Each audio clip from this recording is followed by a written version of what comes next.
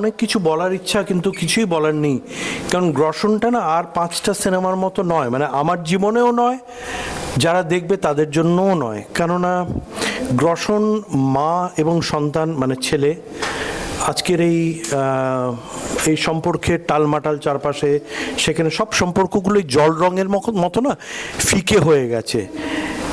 এমতো জায়গায় মানে আমার নিজের পার্সোনাল লাইফে আমার মাকে ঘিরে যেরকম একটা উন্মাদনা ছিল, মাময় আমার পৃথিবী, এই সিনেমাটাতে একজন আর্টিস্ট, একজন পেইন্টারের ভূমিকায় আমি অভিনয় করেছি।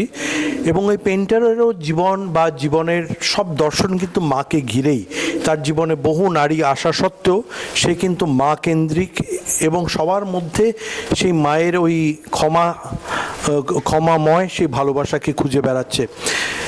কিন্তু আমি এই যে তুমি প্রশ্ন করলে আমার কি বলার আছে, আনন্দ নেই না, আনন্দ নিরানন্দ কিচ্ছু নেই।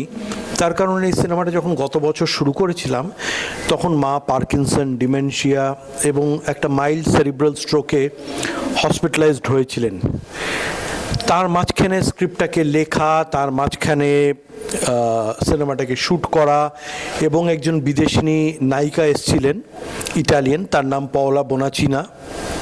আমার এটা জানানো প্রয়োজন, এটা সম্পূর্ণ অর্থে একটা বাংলা সিনেমাও নয়, কারণ এটা বাংলা এবং ইটালিয়ান সিনেমা। বাংলা নাম গ্রসন, মানে গ্রাস থেকে গ্রসন, আবার ইটালিয়ান নাম হচ্ছে লা স্কিউরিটা ডেল ডিও সোলে, tears of the sun god. তো মাকে একাধারে হসপিটালে রেখে এইখানে আসা, শ্যুট করতে যাওয়া, স্ক্রিপ্ট লেখা, 3 রাত্রির আমি না ঘুমিয়ে জিনিসটাকে দাঁড় করিয়েছিলাম। তারপরে শ্যুট করেছিলাম 6 দিনের মাথায়। 9 তারিখে এই সিনেমাটা যখন হাতে পাই, সেদিন 9 তারিখে 8টা 20-তে আমার মা পৃথিবী ছেড়ে চলে যান। তো আজকে 20 তারিখ, আজকে সিনেমাটার প্রথম স্ক্রিনিং হচ্ছে 13 ফেস্টিভ্যাল অফ 5 কন্টিনেন্ট ICCR-এ। আর আজকে হিন্দু মতে আমার ঘাট কাজ, সকালবেলায় ঘাট কাজ করে এসেছি। এখন সিনেমায় তুমি প্রশ্ন করছো, অনেকে প্রশ্ন করছে ভেনেজুয়েলান কনসুল পাশে ছিলেন। তো আমার মনে হয় জীবনটা না চলতে চলতে চলতে চলতে একটা, আমার জীবনটা একটা রাহুর মতো হয়ে গেছে। রাহুর পেট নেই, গলা আছে, এখন তো তৃষ্ণা আছে, খিদা আছে, কিন্তু পেট নেই, উদর নেই। তো এই সিনেমাটা দেখে আমার মনে হয় কেউ হাততালি দেবে না। আমি হাততালি কুড়োনোর জন্য সিনেমাটা বানাইনি, সিনেমাটা বানিয়েছিলাম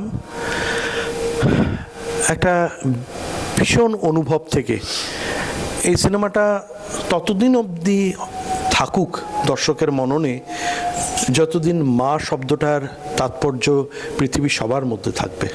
আজকে যখন স্ক্রিনিং হবে মাও নিশ্চয়ই কোনো জায়গা থেকে দেখবে ছবিটা, আশা করি। আমরা তো বিলিভ করি এনার্জি ডেস্ট্রয়েড হয় না, আমরা বিলিভ করি, আমরা বিশ্বাস করি যে আত্মা অমর। আমি বিশ্বাস করি শরীরের বাইরে বেরিয়ে সেই আত্মা আজকে আমাকে আশীর্বাদ করছেন। এবং এই সিনেমার সেই কটা মানুষ যারা এর সঙ্গে জুড়ে আছেন, এটাও আমার বলা প্রয়োজন। আমার মাতৃভূমিকায় যিনি অভিনয় করেছেন দেবশ্রী, নারু, আমার পথ চলার সব থেকে শক্তিশালী আমার আত্মার সাথী রীতা ঝাওয়ার, যেখানে রীতা ঝাওয়ারই অভিনয় করেছেন। এখানে সমক সিনহা যিনি এখানে মিউজিক দিয়েছেন, তারা সবাই কিন্তু মায়ের শেষ মুহূর্তে উপস্থিত ছিলেন। যারা উপস্থিত থাকতে পারেননি তারা ফোনে খবর নিয়েছেন। এই সিনেমাটা বোধহয় অনেক মানুষকে কাছে টেনে এনেছে, অনেক মানুষকে একজনকে চিনতে শিখিয়েছে। এবং সবার বোধহয় এই উপলব্ধিটা হবে সম্পর্ক থাকাকালীন সম্পর্কের মর্যাদা দেওয়া। একদম, সম্পর্ক পৃথিবী থেকে সেই মানুষটা যখন চলে যায় আমরা হাহাকার করে খুঁজে বেড়াই, থাকলে পরে আমরা কিসের টানে ছুটি আমরা জানি না। সম্পর্ক থাকাকালীন, মানুষগুলো থাকাকালীন, সে মাতৃরূপেই হোক, সখারূপেই হোক, বন্ধুরূপেই হোক, আমরা যতক্ষণ পৃথিবীতে নিঃশ্বাস ফেলছি ততক্ষণ যেন একজনকে মূল্যায়ন করি, ভালোবাসা দিই। আমার মনে হয় তখনই এই সিনেমাটা সার্থক হবে। আমি আবারও বললাম, এই সিনেমায় সমক সিনহা মিউজিক দিয়েছেন ইটালিয়ান মিউজিক ডাইরেক্টরের সঙ্গে মিলিয়ে, আলেকজান্ড্রো ফ্যাবিয়ানি, রজার এফ র্যাটার, এবং একটি খুব গুরুত্বপূর্ণ ভূমিকায় অভিনয় করেছেন পাওলা বোনাচিনা। এরা সবাই বিভিন্নভাবে আমার পাশে ছিলেন। রিতা প্রথম দিন থেকে শেষ দিন অবধি 15 বছর আমার মা এবং চিতায় তোলা অবধি পাশে ছিলেন রিতা। এর থেকে বড় ভালোবাসা অনুভূতি আর কি হতে পারে। দেবশ্রী, নারু, সে ছুটে এসেছিল উত্তরপাড়া থেকে, এসে শেষ মুহূর্ত অবধি পাশে থেকে তারপরে সে তার বাড়ি চলে যায়। আমার মনে হয় সব থেকে বড় বাড়ি হচ্ছে আমাদের হৃদয়। সেইখানটা যদি পরিষ্কার করে সবাইকে রাখতে দিই, এই গ্রসন সেদিন শেষ হবে। গ্রসন মানে গ্রাস করা। সেদিন বোধহয় আমরা সত্যিকারে মুক্তি পাবো গ্রাস হওয়া থেকে। ততদিন অবধি সবাই সবাইকে গ্রাস করে চলছি। একদম। এখানে তুমি অভিনয় করেছো, পাশাপাশি ডিরেকশনও দিয়েছো, দুটো কতটা চ্যালেঞ্জিং ছিল? সেই অর্থে চ্যালেঞ্জিং নয়। ডাইরেকশন আমি লাস্ট 2014 সাল থেকে দিচ্ছি। এটি আমার 10তম সিনেমা। আর অভিনয় কিন্তু তারও আগে আমি 90s দশক থেকে অভিনয় করছি, থিয়েটার করেছি, ইংরেজি থিয়েটার করেছি। তো আমার কাছে মনে হয় যদি আমি ঠিকভাবে দুটো সাবজেক্টই পড়াশুনো করেছি, তাহলে আমার কাছে অ্যাটলিস্ট আমার কাছে অসুবিধা হয়নি। একদম শেষে দর্শককে কি বলবে? দর্শককে এটা বলবো, গ্রসন কে নিয়ে এবং গ্রসনের বাইরে গিয়ে বাংলা সিনেমা একটা অন্ধকারাচ্ছন্ন ক্রাইসিসের মধ্যে দিয়ে যাচ্ছে, যেখানে দর্শক বাংলা সিনেমার থেকে বাইরে বেরিয়ে তামিল সিনেমা, তেলেগু সিনেমা দেখছেন। তার কারণ কেন? দর্শককে না, মানে পরিচালক, প্রযোজক, অভিনেতা, অভিনেত্রীকে নিজের পিঠ থাপড়ানো বন্ধ করে আত্মসমীক্ষণ করতে হবে। ভালো কন্টেন্ট চাই মানুষের। মানুষ কিন্তু এখন শুধু প্রচারের জন্য ছুটে যায় না, ভালো কন্টেন্ট তাদেরকে টেনে আনে। শুধু আমি ভালো হুক্কা হুয়া করলে পরে এই সিনেমা বাংলায়, অ্যাটলিস্ট বাংলায় মারা যাবে। সেজন্য ভালো কন্টেন্টের পাশে থাকুন, দর্শককে বলছি। এবং আমার পরিচালক বন্ধুরা যারা আমাকে চেনেন বা যারা আমাকে চেনেন না, এটা সবার জন্য। আর্টকে টিকিয়ে রাখতে গেলে আর্টকে ভালোবাসতে হবে। কমার্স তো আছেই, আর্টকে টিকিয়ে রাখতে গেলে আর্টকে ভালোবাসতে হবে, ভালো কন্টেন্ট বানাতে হবে। আপনারা ভালো কন্টেন্টে মন দেবেন, দেখবেন দর্শক আবার হই হই করে হলে আসবে। নমস্কার, আমি রীতা ঝাওয়ার। আজকে আমাদের মুভি বেঙ্গলি ফিচার ফিল্ম গ্রসন, এটা ক্লোজিং সেরেমনিতে আমাদের একটা ক্লোজিং সেরেমনি ফিচার ফিল্ম আছে, যেটা একটু পরেই স্ক্রিনিং হবে 13 ফেস্টিভ্যাল অফ 5 কন্টিনেন্টস। আচ্ছা, এই ছবিটার পরিচালনা করেছেন সুদীপ রঞ্জন সরকার। তার পরিচালনায় কাজ করতে পেরে কেমন লেগেছে? হ্যাঁ, এটা ভালো কোয়েশ্চেন করেছেন আপনি। উনি আমার মেন্টর। ইনফ্যাক্ট উনি আমাকে হাত ধরে কাজটা শিখিয়েছেন। তো প্রত্যেকবার যখনই যেটা মুভি করি তার একটা নিউ লার্নিং হয়। তো এই মুভিটাও একটা খুব ডিফারেন্ট টাইপ অফ মুভি আছে, যেটা আপনারা দেখবেন, আর খুবই ইন্টারেস্টিং। আর ইনফ্যাক্ট এই মুভিতে আমার নামই, ক্যারেক্টার নামই রিটা আছে, যেটা আমার অ্যাকচুয়াল নেম। আচ্ছা, real name and real names দুটোই সেম আছে। আচ্ছা, তোমাকে আমরা সাধারণত দেখি হিন্দিতে কথা বলতে, এখানে এটা বাংলা সিনেমা, ল্যাঙ্গুয়েজ কোনো ইস্যু হয়েছিল কি? না, ল্যাঙ্গুয়েজ ইস্যু হয়নি। কারণটা আমি এমনি, অফকোর্স আমার বেঙ্গলিতে একটু তো হিন্দি টান আছে, কিন্তু আমি খুব বাঙালিদের সঙ্গেই কথা করি, বলি। আমার অফিসে ওরা আছে বেঙ্গলিস, এমনি আমার কোনো অসুবিধা হয়নি। আচ্ছা, এটা শুটিং কোথায় হয়েছিল? শুটিং কলকাতাতেই হয়েছে, বিভিন্ন লোকেশন ছিল। যেটা একটা নর্থের সাইডে একটা কলকাতা বাংলো বলে আছে, ধাপাতে হয়েছে। তারপরে তোমার এখানে ভবানীপুর এরিয়াতে হয়েছে, আমাদের স্টুডিওতে হয়েছে, এরকম অনেকটা জায়গাতে হয়েছে। ভিক্টোরিয়াতে করেছি, গঙ্গাঘাটে করেছি, মিলেনিয়াম পার্ক ওখানেও করেছি। ফিল্ম ফেস্টিভ্যালে আজকে ছবিটা দেখানো হচ্ছে, কতটা এক্সাইটেড? খুব এক্সাইটেড আছি, কারণটা এটা আমাদের ফার্স্ট প্রিভিউ স্ক্রিনিং আছে। আর আমরা খুব ইমোশনালি এই মুভি সঙ্গে জড়িত। কারণটা এই মুভিটা কনসেপচুয়ালাইজ যখন হয়েছে লাস্ট ইয়ার 2024 মার্চ মাসে, অ্যান্ড এই মুভি যে কনসেপ্ট যিনি লিখেছেন অ্যান্ড ডাইরেকশন সুদীপ রঞ্জন সরকার, তখন ওনার মা হসপিটালাইজ হয়েছিলেন। তো 3 নাইটে উনি এই স্টোরিটা লিখেছিলেন, কারণ ডে টাইম আমরা হসপিটালে যেতাম ওনাকে দেখতে। And it was very unfortunate, যেদিন আমরা ফাইনাল প্রিন্ট আমরা ডাউনলোড করলাম সেদিনই 9th February she ব্রিদেড her last. আমাদের খুব ইমোশন এখানে অ্যাটাচড আছে। অ্যান্ড মুভিতেও যে স্টোরি আছে, উনি একটা সেমি অটোবায়োগ্রাফি, উনি একটা আর্টিস্ট আছে মুভিতে। অ্যান্ড মুভিতে ওনার মার সঙ্গে যে সম্পর্ক আছে ওটা রিয়েল লাইফেও অ্যান্ড রিয়েল লাইফে এখানে যেটা দেখানো হয়েছে খুবই একই। আচ্ছা, পরীক্ষা দেওয়ার পর আজকে ফল প্রকাশের দিন, ভয় লাগছে? মানে অডিয়েন্স আজকে দেখবে, কে কি বলবে না বলবে? না, আমার ভয় লাগছে না। আমরা আমাদের কাজ করে নিয়েছি, কিন্তু আমি কনফিডেন্ট আছি এই যে কনসেপ্ট উনি যেটা নিয়ে মুভিটা বানিয়েছেন, আমার আশা করি সবাইকে পছন্দ হবে। আমার হাতে যে কাজ, আমাদের যে প্রোডাকশন হাউসে কাজ, ডাইরেক্টর ওনার বেস্ট দিয়েছেন, কো আর্টিস্ট সব বেস্ট দিয়েছে, তার মিউজিক যে আমাদের ইন্ডিয়া পার্টটা দিয়েছেন সমক সিনহা, আপনি ওনার সঙ্গে পরে ওনাকেও শুনবেন। আমাদের এটা জয়েন্ট প্রোডাকশন আছে with Italian first Bengali Italy production আছে, তো ওখানেও মিউজিক যারা দিয়েছে খুব সুন্দর একটা আমরা কাজ করেছি। অ্যান্ড আশা করি আপনাদেরকেও ভালো লাগবে। আপনাদের আমরা এনকারেজমেন্ট জন্য আশা করি। আচ্ছা, যদি জিজ্ঞেস করি যে এখন তো অনেক ছবি হচ্ছে, এইটা অডিয়েন্স কেন দেখবে? হ্যাঁ, খুব ভালো একটা প্রশ্ন করেছেন। এটা অডিয়েন্স এটা দেখবে, আমার যেটা ধারণা এই মুভিতে যারা দেখবে ওরা কোথায় না কোথায় নিজেকে রিলেট করবে। হয়তো পুরো মুভিতে রিলেট করবে বা কোনো পার্টিকুলার ক্যারেক্টারকে রিলেট করবে, তো এই জন্যে এরা দেখবে। এই যে কনসেপ্ট আছে এটা খুব ডিফারেন্ট টাইপ অফ কনসেপ্ট আছে, তো এই জন্যে অডিয়েন্স দেখবে। ভীষণ এক্সাইটেড, ভীষণ আশাবাদী সিনেমাটিকে নিয়ে। এমন একটা বিষয় নিয়ে সিনেমাটা তৈরি হয়েছে যেটা যখন তৈরি হয়েছিল তখন ঘটেনি, আজকের দিনে সেটা ঘটেছে। আমাদের সুদীপ রঞ্জন সরকার যিনি ডিরেক্টর, তার মা গত হয়েছেন, অথচ সিনেমাটি তার অনেক আগে, প্রায় 1 বছর আগে তৈরি। তো আমার মনে হয়েছে যে এতটা কাকতালীয় কি হতে পারে, মানে সত্যি ভীষণ রহস্যজনক। বাদবাকি সিনেমাটিতে অভিনয় আমরা সবাই মন থেকে মন ঢেলে করেছি, তোমরা দেখো কীরকম লাগে। আচ্ছা, কোনটাতে হার্টবিট তোমার বেশি বাড়ায়, সিনেমা রিলিজের দিন না প্রিয় মানুষের ফোনের 10টা মিস কল দেখে? অবশ্যই রিলিজের দিন, অবশ্যই। আচ্ছা, এখানে আচ্ছা বলো।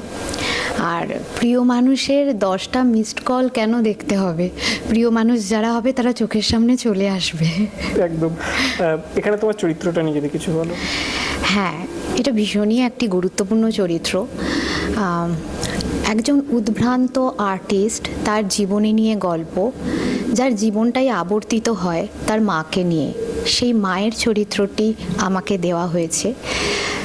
আপ্রাণ চেষ্টা করেছি যাতে তুলে ধরা যায়, যাতে শিশুর মতন যেরমভাবে মা আগলে থাকে তার বাচ্চাকে, সেটা যাতে দর্শকের সামনে পৌঁছায়, দর্শকের হৃদয় পর্যন্ত পৌঁছায়।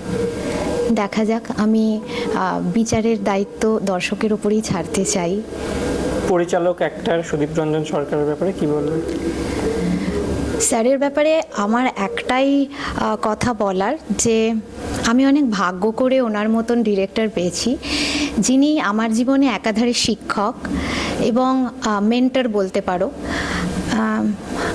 আমাকে মানে যে কজন মানুষ ওনার সংস্পর্শে আসেন সবাই বোধহয় একমত হবেন যে তারা কেউ খালি হাতে ফিরে যায় না। তুমি নাচ করো, মডেলিংও করেছো, এখন অভিনয় করছো, এই যে ট্রান্সফরমেশনটা, এইটা কতটা সহজ বা কঠিন?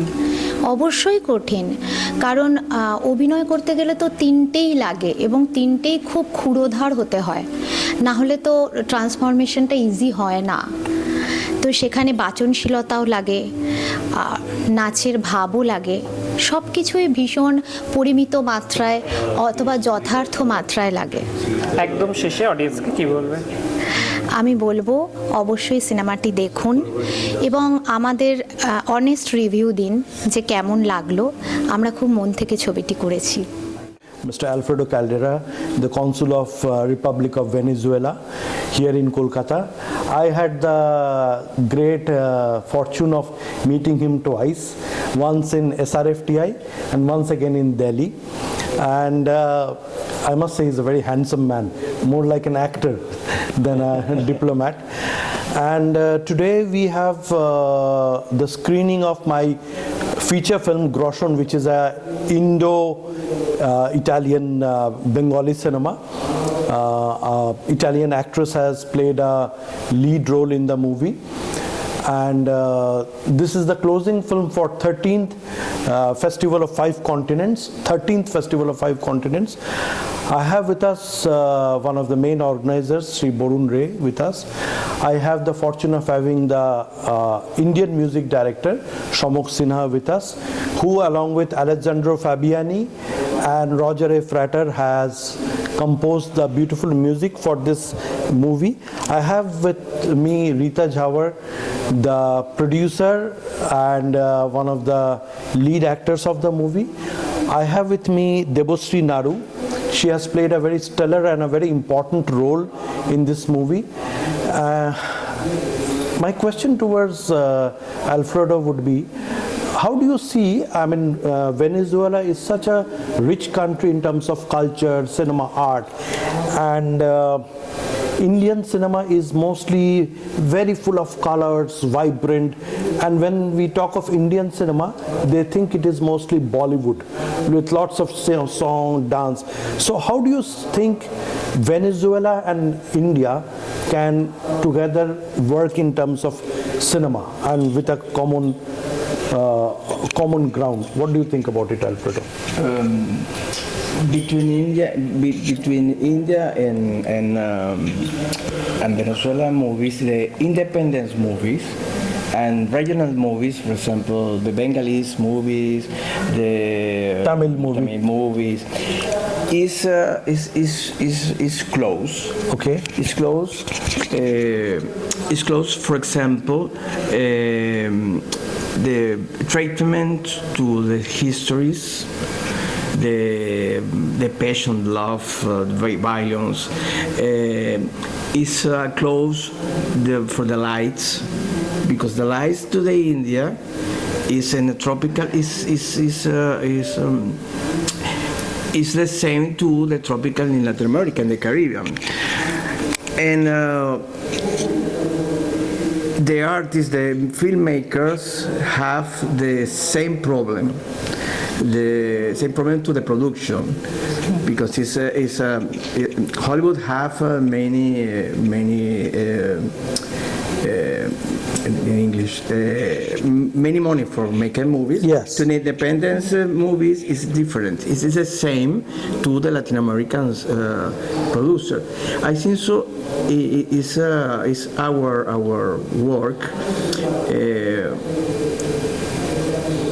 Work to the possibility to shares and co-production movies. So you mean to say, Alfredo, that there is a opportunity for Indian filmmakers to go and shoot in Venezuela, because Venezuela is a very beautiful country and it has all the amenities, all the right kind of like you said, it's the color, even the sound on the street is a lot similar. The people are very vibrant. So do you think there is a possibility or a potentiality for Indian filmmakers who typically go to Europe, in France or Germany or in Hollywood or in USA? So can they go to Venezuela to shoot a movie? Yes. Exists in this moment the National Center of the boarding to the films in Venezuela. The board to the films is organized to the Film Commission, because in Venezuela have all the amenities to the producer, have resource, have the high level technician, have actors, have many landscape in the jungle, beach, big cities, sand, desert, and big mountains with the snow. I think so. It's very, very, very, very possible, and I think so. In close time. Is a possibility, for example, organize conclave, for example, in online between a producer and filmmakers, Venezuelan and Indian, for share the difference about the cinema, for organize in the future the possibility to the Indians filmmakers go to Venezuela and the Venezuelans go to India to make films in India. Now, my next question is, in my this particular movie, which is the closing movie at the festival, Ghosh or La Oscurità del Dio Sole in Italian, we have a Italian woman playing a very important role in the movie.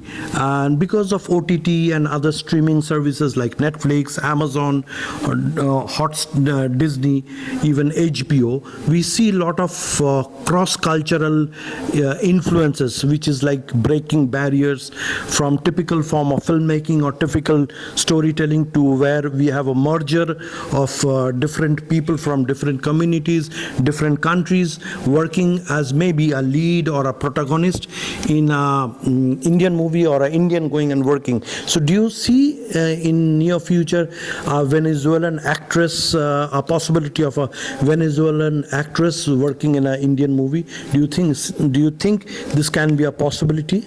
Yes, it's all the possibility. Tell me what is the kind of the tips the actress or actor you need, and immediately.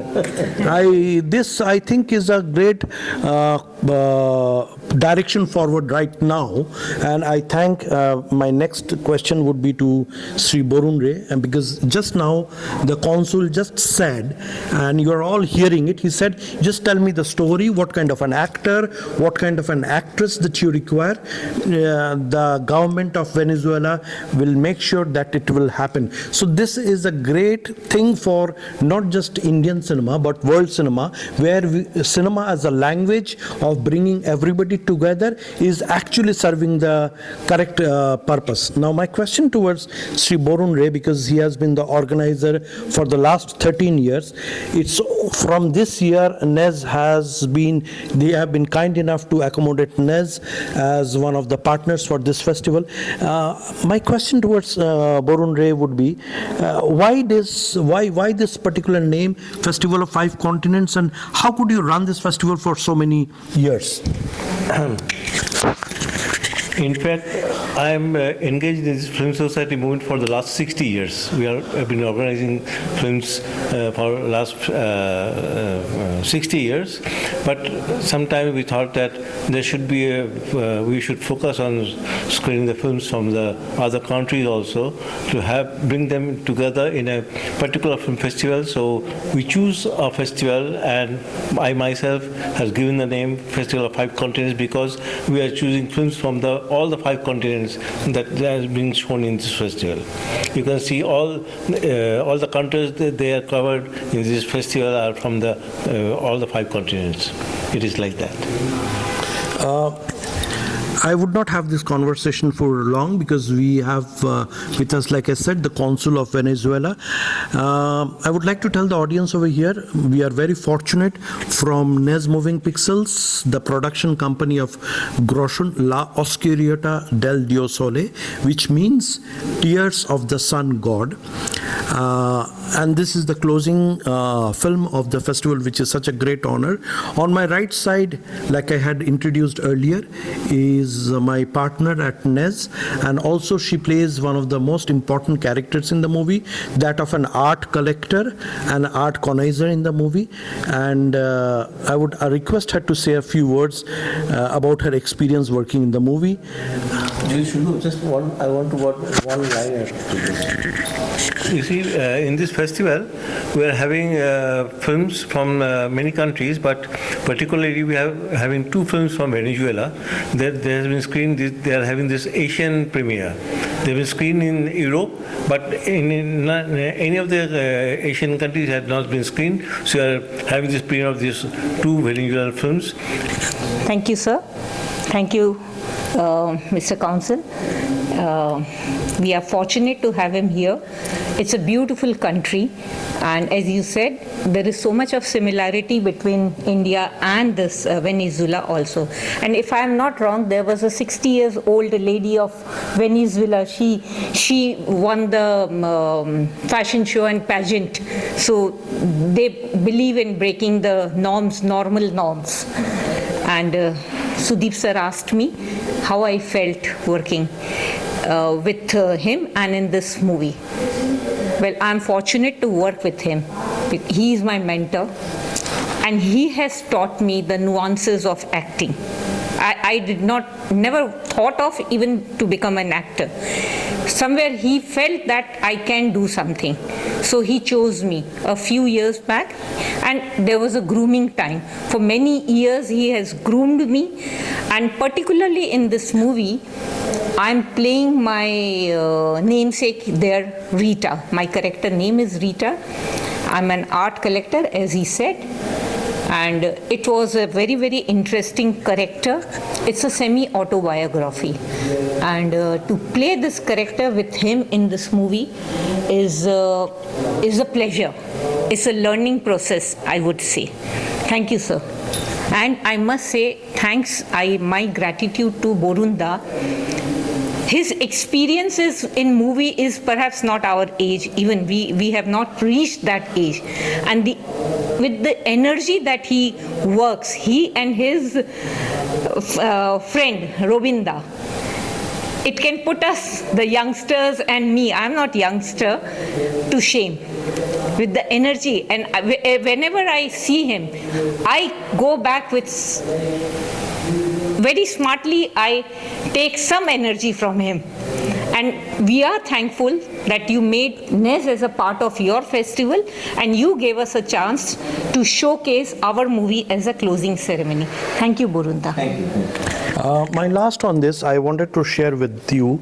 This movie is very sentimental and very personal, because last year when I started this movie, my mother was admitted in hospital. She was detected with Parkinson dementia, and she had a mild stroke. That is the point I used to go to the hospital, and I used to write the script, and I used to do the shooting also. There were times she used to remain sad because I could not reach out to her in the hospital because I missed the visiting hours. Like they say, life imitates cinema, or cinema imitates life. My mother passed away on 9th of February this year. That is the day I received the final file of the movie. As a practicing Hindu, today was one of the rituals that I needed to do for my mother. In the morning, it was raining as if the heaven were crying, and my mother wanted to cry in happiness, perhaps, seeing that I brought my and her story to light. And today, in just a few hours from now on, this movie will be shown in this prestigious festival. So like I say, I think I have no words to say. On my extreme right, I would finally give the microphone to my colleague and my co-actor, Debashree Naru, who has incidentally played my mother in this movie, and incidentally she was very close on the day of her passing away in the crematorium, and right from the hospital she was always there. So like I say, cinema imitates art, or art imitates cinema. Everybody who is present here, Shamok, Borunda, Rita, Debashree, were in some form or the other present during her funeral or her passing away. So I express this gratitude, and I give the phone to Debashree to just say a few words. Thank you so much, sir. I am very lucky to play this role, and hopefully audience will like it. Thank you so much. Please watch our movie. I would like to thank Sir Sudeep Ranjan Sarkar and Rita Jhawar ma'am for giving me this opportunity to tell a parallel story with music and to emphasize on the movie Ghosh. Thank you so much, sir. Thank My you. last word on this, I am immensely grateful to His Excellency Alfredo Caldera, who has been kind enough, of course, at the invitation of Borunda to visit here. And like they say, with great power comes great responsibility. So the very fact that he said, you just tell me what characters you need, I will connect you to the right people.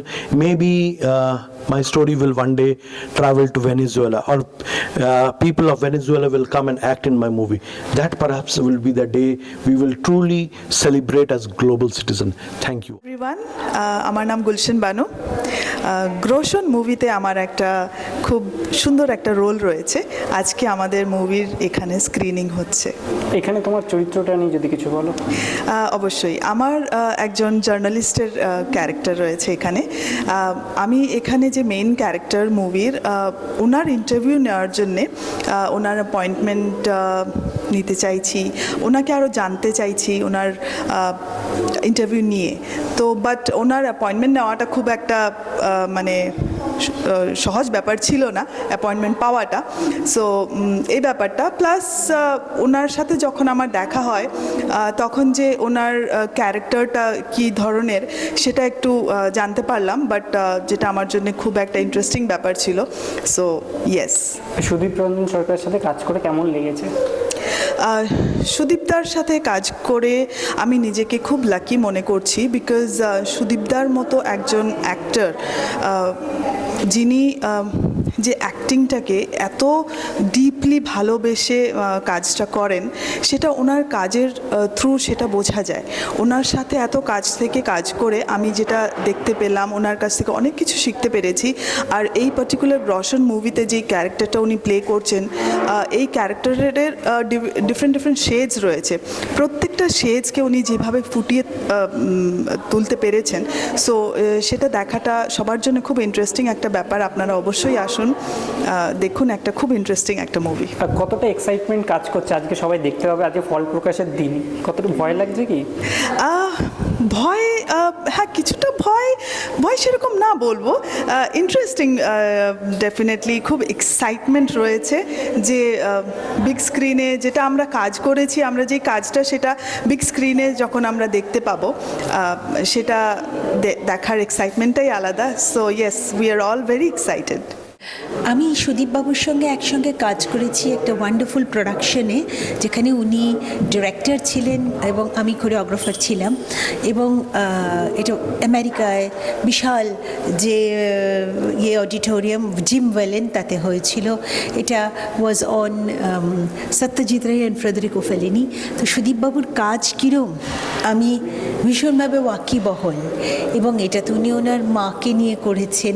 ভীষণই অমূল্য একটি subject, ওই জন্য আমি একটা open মাইন্ডে, আমি জানি ওনার কাজের বিউটি অ্যাস্থেটিক্স, আমি জানি দ্য ওয়ে হি প্রেজেন্টস। আমি বড় আনন্দ সহকারে দেখতে এসেছি, নতুন কিছু পেতে এসেছি, নতুন কিছু শিখতে এসেছি। নমস্কার, আমি সমুখ, আমি একজন মিউজিক ডাইরেক্টর। আর আজকে যে সিনেমাটা আপনাদের সামনে আমরা প্রেজেন্ট করছি গ্রোশ, তাতে আমি মিউজিক ডাইরেকশন করেছি। আর সবচেয়ে ইন্টারেস্টিং হচ্ছে দ্য বিজিএম পার্ট, কারণ কি সিনেমাতে কোনো গান নেই। আর আশা করি আপনাদের ভালো লাগবে। যখন এই গল্পটার ব্যাপারে শুনেছিলে, ফার্স্ট রিয়াকশন কী হয়েছিল আর মাথায় কী ঘুরছিল মিউজিকের ব্যাপারে? প্রথমে স্যার যখন আমাকে এই গল্পটা পুরোটা বলেন এবং আমি কিছু ক্লিপিংস দেখেছিলাম, তা আমি বেসিক্যালি যখন আমি স্যারের বাড়ি থেকে বেরিয়ে যাই, যখন এটা নিয়ে আমি বাড়িতে ভাবি, সচরাচর এরকম হয় না, কারণ কি আমরা এক সময় কাজ করতে করতে ব্যাপারটা খুব মোনোটোনাস হয়ে যায়, আমরা টেমপ্লেট বেস কাজ হয়ে যায় এখনকার দিনে। কিন্তু স্যার যখন বলেছিলেন আমাকে, ইট হন্টস মি। অ্যাকচুয়ালি এখানে যে প্রোটাগনিস্ট, যে স্যার নিজেই প্লে করছেন এই ক্যারেক্টারটা, সেটা প্রত্যেকটা আর্টিস্টের যারা দেখবেন এবং প্রত্যেকটি মানুষেরও কোথাও না কোথাও গিয়ে কানেক্ট করবে। It's a dichotomy of an artist. আর আমার মনে হয় প্রত্যেকটা মানুষের এটা একটা অন্যরকম জায়গায় এসে দাঁড়াবে তাদের কাছে। আচ্ছা, টোটাল ব্যাকগ্রাউন্ড মিউজিক করতে কতটা সময় লেগেছিল? It's a huge task.